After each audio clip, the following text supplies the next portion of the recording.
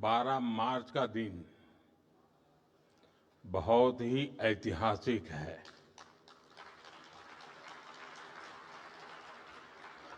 12 मार्च 1930 को महात्मा गांधी ने साबरमती आश्रम से दांडी यात्रा शुरू की थी।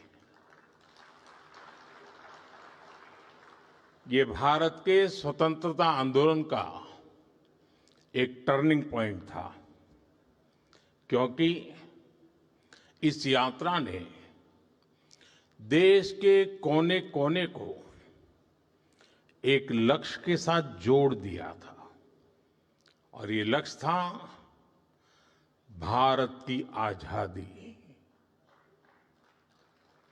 आज ऐतिहासिक यात्रा के करीब 100 वर्ष के आसपास हम भारतीय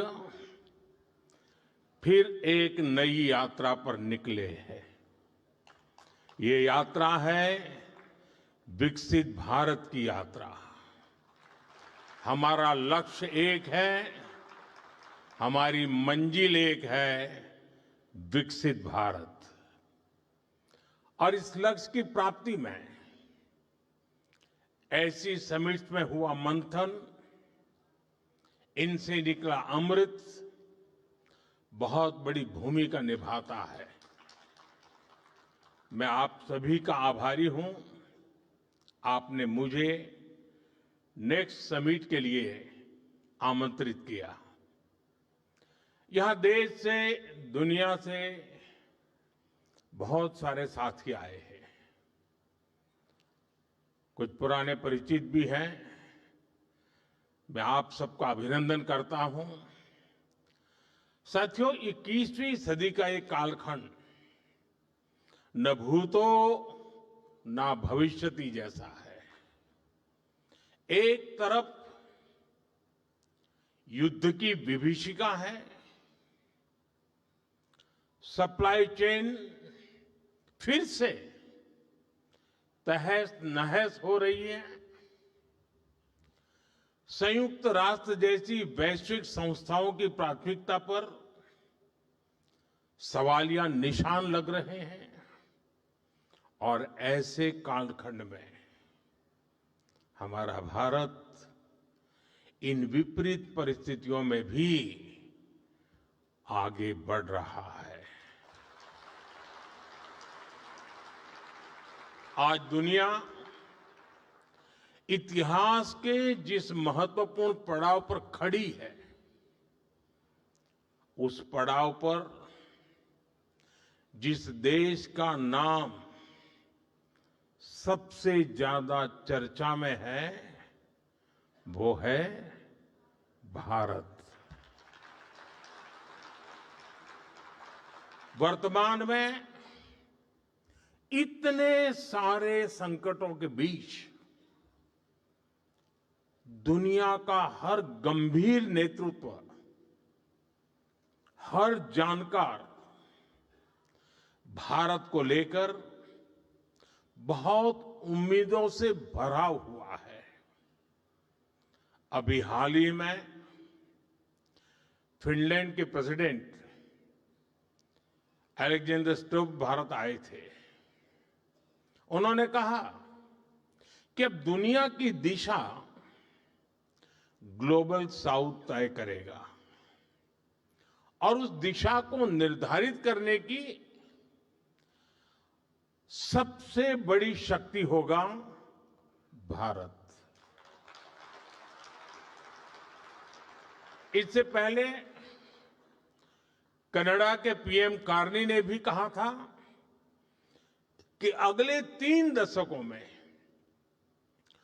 दुनिया की इकोनॉमिक ग्रेविटी जिस सेंटर की ओर शिफ्ट हो रही है, उसका नाम है भारत। फ्रांस के राष्ट्रपति मैक्रो भी मानते हैं कि भारत दुनिया के सबसे बड़े मुद्दों को सुलझाने वाला एक इनएविटेबल पार्टनर बन चुका है।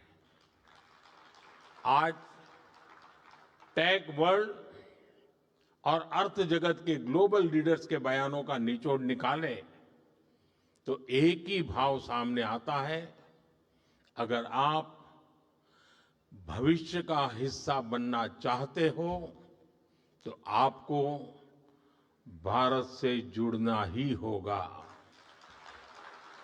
भारत में होना ही होगा। साथियों, अभी-अभी भारत ने T20 वर्ल्ड कप जीता है।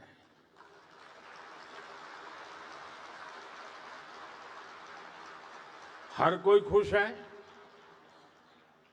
और भारत में तो क्रिकेट का मामला ऐसा है कि अगर किसी ऑफिस में करोड़ों के ट्रांजैक्शन की बात चलती हो, कोई बढ़िया प्रेजेंटेशन चल रहा हो, विदेश के मेहमान प्रेजेंटेशन कर रहे हो, फिर भी वो जरा उस स्लाइड से नजर हटा करके दूसरी ओर स्कोर क्या है वो देखता है।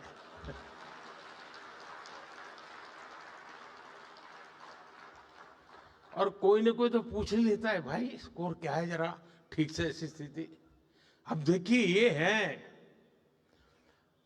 वैसी ही स्थिति है भारत की अर्थव्यवस्था की। आज हर कोई इकोनॉमी की रनिंग कमेंट्री चाहता है। भारत की इकोनॉमी का पिछले महीने क्या स्टेटस था, आज क्या हाल है, ये सब जानने के लिए देशवासी उत्सुक रहते हैं। मुझे याद नहीं पड़ता कि इतनी उत्सुकता देश में पहले थी या नहीं थी, और थी तो कब थी। ये दिखाता है कि आज भारतीयों के एस्पिरेशंस और आत्मविश्वास किस स्तर पर है। यही दुनिया के भारत पर भरोसे का सबसे बड़ा कारण भी है। और साथियों, निश्चित तौर पर जब इतनी सारी उम्मीदें जुड़ी हो, दुनिया की नजर हमारे देश पर हो, तो स्वाभाविक है कि हम सभी की जिम्मेदारी और ज्यादा बढ़ जाती है। साथियों, आज का भारत सिर्फ आगे नहीं बढ़ रहा, भारत खुद को नेक्स्ट लेवल पर ले जा रहा है। आज देश में नेक्स्ट जनरेशन फिजिकल इंफ्रास्ट्रक्चर बन रहे हैं। हम नेक्स्ट जनरेशन डिजिटल इंफ्रास्ट्रक्चर की ओर बढ़ रहे हैं। यूपीआई ने डिजिटल पेमेंट्स को नेक्स्ट फेज में पहुंचा दिया है। आज भारत दुनिया में सबसे तेज रियल टाइम डिजिटल पेमेंट्स करने वाला देश बना है। साथियों, भारत आज नेक्स्ट जनरेशन रिफॉर्म्स भी कर रहा है। वो रिफॉर्म एक्सप्रेस पर सवार है। कभी भारत में कई काम, कई निर्णय नेक्स्ट टू इम्पॉसिबल माने जाते थे। आज भारत वो निर्णय भी ले रहा है।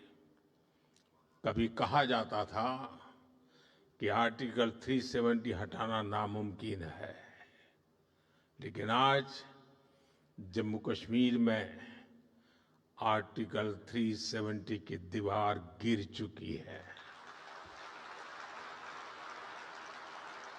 कभी लगता था कि देश में सबका बैंकिंग सिस्टम से जुड़ना असंभव है, लेकिन आज 50 करोड़ से ज्यादा जनधन खातों ने ये संभव कर दिखाया है।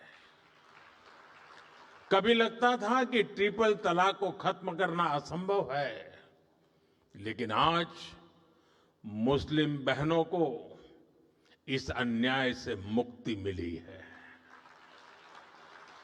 कभी महिलाओं को लोकसभा और विधानसभा में 33% आरक्षण भी असंभव लगता था, लेकिन आज इसके लिए कानून बन चुका है। कभी अंतरिक्ष और एडवांस टेक्नोलॉजी को लेकर भी भारत की लिमिट्स बताई जाती थी, लेकिन आज moon mission, semiconductor mission, quantum mission, ये सब भारत को नेक्स्ट फ्रंटियर ऑफ टेक्नोलॉजी की ओर ले जा रहे हैं। साथियों, आज का भारत केवल सपने नहीं देख रहा, भारत उन्हें सच कर रहा है। इसलिए आज दुनिया कह रही है, India is not just progressing, India is moving to the next. साथियों, देश के विकास का एक बहुत बड़ा आधार होता है कि हम चुनौतियों से कैसे मुकाबला कर रहे हैं। हम सभी जानते हैं कि वैश्विक परिस्थितियां अचानक बदलती हैं। बीते वर्षों में हमने पहले कोरोना की आपदा देखी, फिर रूस यूक्रेन का संकट देखा, और अब हम हमारे बहुत ही पास में एक और बड़ा युद्ध चल रहा है। इस युद्ध ने पूरे विश्व को बहुत बड़े ऊर्जा संकट में धकेल दिया है। साथियों, ऐसी विकट परिस्थितियों में बहुत अहम है कि एक देश के तौर पर हम इसका मुकाबला कैसे करते हैं। संकट काल एक प्रकार से पूरे राष्ट्र की परीक्षा होती है। शांति के साथ, धैर्य के साथ हमें परिस्थितियों से निपटना होता है। जन विश्वास बढ़ाकर जनता को जागरूक करते हुए हमें चलना होता है, और इसमें हर किसी की भूमिका होती है। हर राजनीतिक दल की, मीडिया की, सामाजिक संस्थाओं की, इंडस्ट्री की, युवाओं की, गांव की, शहर की, हर किसी की भूमिका बहुत अहम होती है। और हमने कोरोना काल में देखा है, जब सब मिलकर चलते हैं तो संकट से मुकाबले के लिए देश का सामर्थ्य कई गुना बढ़ जाता है। आज देश के सामने एक और चुनौती है, और इसलिए हमें मिलकर प्रयास करने होंगे, राष्ट्रहित को सर्वोपरि रखते हुए अपने कर्तव्य निभाने होंगे। साथियों, आजकल बहुत चर्चा एलपीजी को लेकर हो रही है। कुछ लोग हैं जो पैनिक क्रिएट करने का प्रयास कर रहे हैं, अपना एजेंडा चलाना चाहते हैं। मैं इस समय उन पर राजनीतिक टिप्पणी नहीं करना चाहता, लेकिन इतना जरूर कहूंगा कि ऐसा करके वो जनता के समक्ष खुद को एक्सपोज हो ही रहे हैं, पूरे देश का भी बड़ा नुकसान कर रहे हैं। साथियों, आज युद्ध से जो ये वैश्विक संकट आया है, उसके प्रभाव से कोई देश अछूता नहीं है। कम अधिक मात्रा में हर कोई इस संकट के शिकार है। भारत भी इस संकट से निपटने के लिए कोई कसर बाकी नहीं छोड़ रही है। और हम अलग अलग स्तरों पर प्रयास कर रहे हैं। बीते दिनों दुनिया के कई देशों के शीर्ष नेताओं से मेरी इसको लेकर बातचीत हुई है। सप्लाई चेन में जो बाधाएं आई हैं, उससे हम कैसे पार पाए, इसके लिए भी निरंतर प्रयास चल रहे हैं। साथियों, भारत के तेज विकास के लिए अलग अलग एनर्जी सोर्सेज को बढ़ावा देना निरंतर जरूरी रहा है। और इसको मजबूत करने के लिए हमने 2 स्तरों पर एक साथ काम किया है। पहला, देश में एनर्जी एक्सेस बढ़े, हमने इंफ्रास्ट्रक्चर तैयार किया। और दूसरा, एनर्जी के लिए हमें सिर्फ विदेशों पर निर्भर ना रहना पड़े, इसके लिए एनर्जी सेक्टर में आत्मनिर्भरता पर बल दिया। अब मैं आपको गैस सेक्टर के ही कुछ आंकड़े देता हूं। साल 2014 तक देश में सिर्फ 14 करोड़ एलपीजी कनेक्शन थे, यानी देश के करीब करीब आधे परिवारों के पास ही एलपीजी कनेक्शन था। आज 2 गुने से भी अधिक, यानी करीब 33 करोड़ घरेलू एलपीजी कनेक्शन है। बीते 11 वर्षों में हमने अपनी बॉटलिंग कैपेसिटी को 2 गुना किया है। डिस्ट्रीब्यूशन सेंटर भी 13,000 से बढ़ाकर 25,000 से अधिक हो गए हैं। 2014 में देश में सिर्फ 4 एलएनजी टर्मिनल्स थे, 4 एलएनजी टर्मिनल्स। आज इनकी संख्या भी बढ़कर 2 गुनी हो गई है। गैस पाइपलाइन जो करीब 3,500 किलोमीटर होती थी, उसको 10,000 किलोमीटर तक विस्तार किया है, क्योंकि करीब 60% एलपीजी विदेशों से आती है। इसलिए देश के बड़े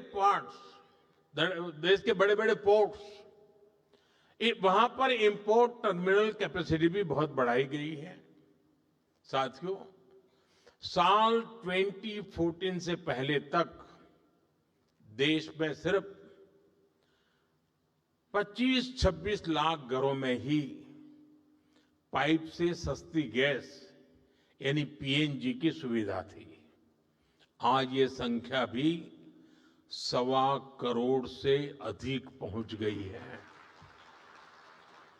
2014 में देश में सीएनजी पर चलने वाली गाड़ियां भी 10 लाख से ज्यादा नहीं थी। आज ये संख्या 70 लाख से अधिक है। और ये तभी संभव हो पा रहा है क्योंकि बीते दशक में देश के 600 से अधिक जिलों में सिटी गैस डिस्ट्रीब्यूशन नेटवर्क स्थापित किए गए हैं। साथियों, इस वैश्विक संकट ने एक बार फिर दिखाया है कि किसी भी देश का आत्मनिर्भर होना इतना अधिक जरूरी क्यों है। इसलिए ही बीते वर्षों में हमने भारत को एनर्जी सेक्टर में आत्मनिर्भर बनाने के लिए होलिस्टिक तरीके से काम किया है।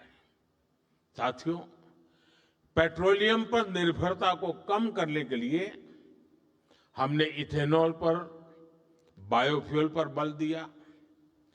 2014 से पहले देश में सिर्फ 1-1.5% इथेनॉल ब्लेंडिंग कैपेसिटी थी। आज हम पेट्रोल में 20% इथेनॉल ब्लेंडिंग के करीब पहुंच रहे हैं। अगर ये काम न किया होता तो हमें बीते 11 वर्षों में करीब 18 करोड़ बैरल अतिरिक्त तेल विदेशों से खरीदना पड़ता। आज की स्थिति देखें तो इथेनॉल के कारण हमें प्रतिवर्ष करीब 4.5 करोड़ बैरल कम ऑयल इंपोर्ट करना पड़ रहा है। यानी करीब 1.5 लाख करोड़ रुपए की बचत तो देश को सिर्फ इसी से हुई है। साथियों, भारत में पेट्रोलियम का बहुत बड़ा कंज्यूमर हमारी रेलवे भी है। हमारे देश में रेलवे लाइनों के इलेक्ट्रिफिकेशन का काम 60 साल पहले शुरू हुआ था। बावजूद इसके 2014 तक 2014 तक सिर्फ 20% रेलवे रूट का इलेक्ट्रिफिकेशन ही हो पाया था। बाकी रेलवे रूट्स पर हजारों डीजल इंजन चला करते थे। आज भारत में ब्रॉडगेज नेटवर्क का करीब करीब 100% बिजलीकरण हो चुका है। इससे साल 2024-25 में ही भारतीय रेलवे ने करीब 180 करोड़ लीटर डीजल की बचत की है। अगर इलेक्ट्रिफिकेशन न हुआ होता तो हर वर्ष इतना डीजल बनाने के लिए एक्स्ट्रा क्रूड ऑयल इंपोर्ट करना पड़ता। ऐसे ही हमने मेट्रो का नेटवर्क बढ़ाया, इलेक्ट्रिक मोबिलिटी पर फोकस किया। एक और बहुत बड़ा काम हमने रिन्यूएबल एनर्जी को लेकर किया है। आज हमारी total installed power generation capacity का आधा हिस्सा रिन्यूएबल सोर्स से आता है।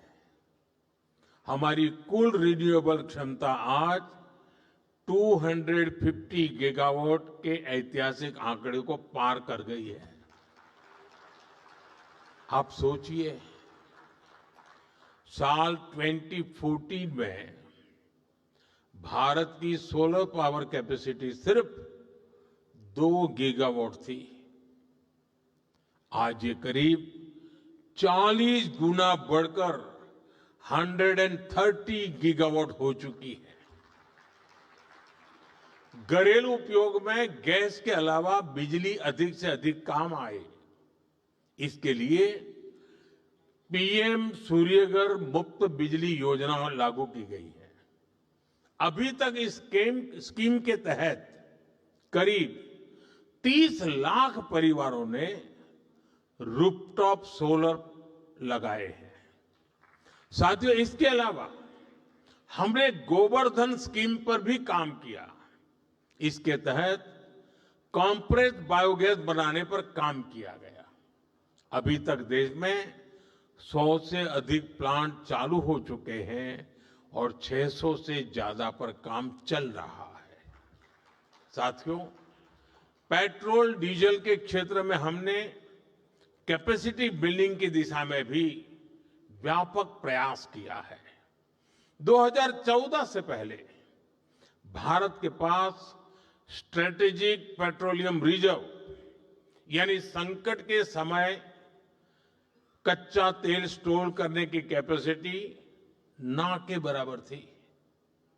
आज हमारे पास 50 लाख टन से अधिक का स्ट्रेटेजिक पेट्रोलियम रिजर्व है और इससे भी अधिक कैपेसिटी पर काम चल रहा है।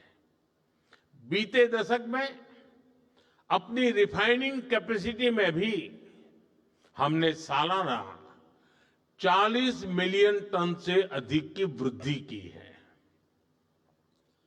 तभी भारत आज दुनिया के सबसे बड़े रिफाइनिंग हब्स में से एक बन चुका है। यानी आप अंदाजा लगा सकते हैं कि हम भारत को आत्मनिर्भर बनाने के लिए कितने बड़े पैमाने पर और कितनी बड़ी दिशाओं में काम कर रहे हैं। ये युद्ध की वजह से जो संकट बना है, उसका मुकाबला भी हम जरूर कर पाएंगे। मेरा 140 करोड़ देशवासियों पर पूरा भरोसा है। जैसे एक साथ संगठित होकर कोविड के संकट से हमने देश को बाहर निकाला था, उसी प्रकार हम इस वैश्विक संकट को भी पार कर लेंगे। और मैं फिर दोहराऊंगा, जहां तक सरकार का प्रश्न है, हम किसी भी प्रकार के प्रयत्न या प्रयास में कोई कमी नहीं आने देंगे। हमारे हर निर्णय में जनता का हित सर्वोपरि रहेगा। साथियों, यूक्रेन युद्ध से लेकर आज तक हमने देखा है कि कैसे इसका प्रभाव वैश्विक मार्केट से लेकर दुनिया के नागरिकों पर पड़ता रहा है। लेकिन भारत सरकार का हमेशा से हर संभव प्रयास रहा है कि युद्ध से बनी परिस्थितियों का बोझ भारत के नागरिकों पर न पड़े। और जब रूस यूक्रेन का संकट बढ़ा था, तो उस कालखंड में फर्टिलाइजर की कीमतें आसमान छूने लगी थी। इसके बावजूद यूरिया की जो बोरी अंतर्राष्ट्रीय बाजार में 3,000 रुपये में मिल रही थी, वो हमने अपने किसानों को सिर्फ 300 रुपये में दी थी। दुनिया में 3,000 रुपया चलता था, हमारे देश में 300 रुपये में दिया जाता था। इस बार भी हमारा हर संभव प्रयास होगा कि देश के किसान, देश के नागरिकों के जीवन पर युद्ध का कम से कम प्रभाव पड़े। साथियों, आज के इस अहम समय में, आज इस मंच से मैं राज्य सरकारों से भी एक अनुरोध है। ये जरूरी है कि कालाबाजारी न हो, अफवाहें न फैले। इसलिए स्थिति की गंभीरता से मॉनिटरिंग आवश्यक है। जो कालाबाजारी कर रहे हो, उनके खिलाफ बड़े एक्शन भी होने चाहिए। साथियों, बीता एक दशक आत्मनिर्भरता के साथ साथ संवेदनशील गवर्नेंस का भी रहा है। हमारे देश का एक बड़ा हिस्सा, वहां रहने वाले लोग दिल्ली में बैठी कांग्रेस सरकारों की सोच से भी दूर रहे।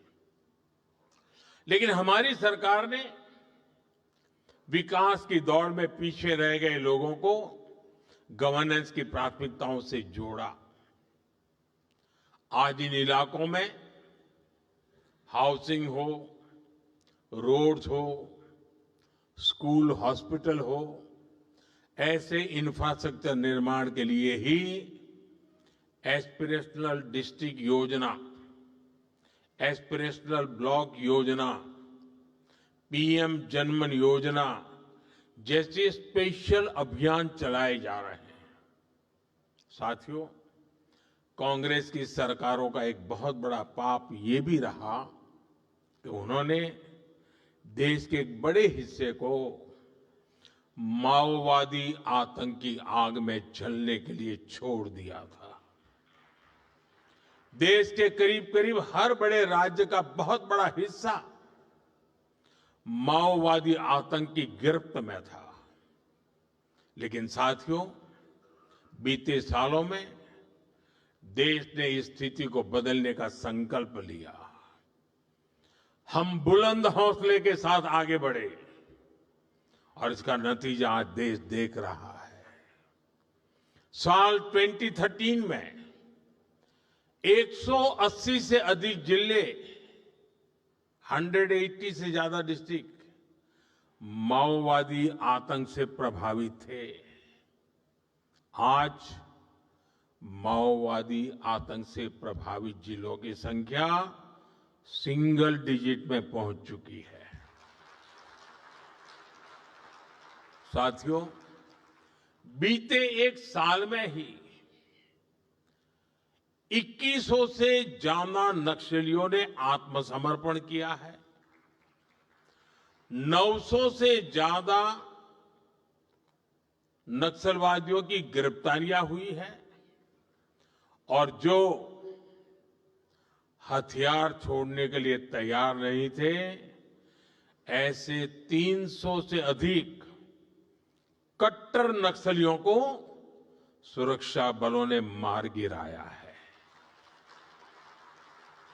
इसका ये परिणाम हुआ है कि जो इलाके कभी डर के साए में जीने को मजबूर थे, वहां आज विकास की नई ऊर्जा का संचार हो रहा है।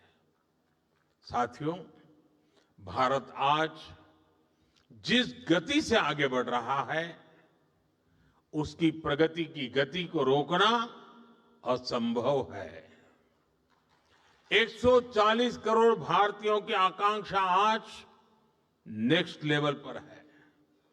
मैं जानता हूं कि जब एक सपना पूरा होता है तो नए सपने, नई आकांक्षाएं जन्म लेती है और मैं इसे बोझ नहीं मानता, बल्कि जनता के विश्वास की पूंजी मानता हूं। हां, देश में मेरे कुछ ऐसे शुभचिंतक भी हैं जिनको लगता है कि उम्मीदों के बोझ तले मोदी कभी तो दबेगा, कभी तो कुचला जाएगा, लेकिन उनकी नीयत इतनी खोटी है कि उनकी उम्मीदें पूरी हो ही नहीं सकती। और देशवासियों का आशीर्वाद जब तक है, तब तक ये पूरी होगी भी नहीं।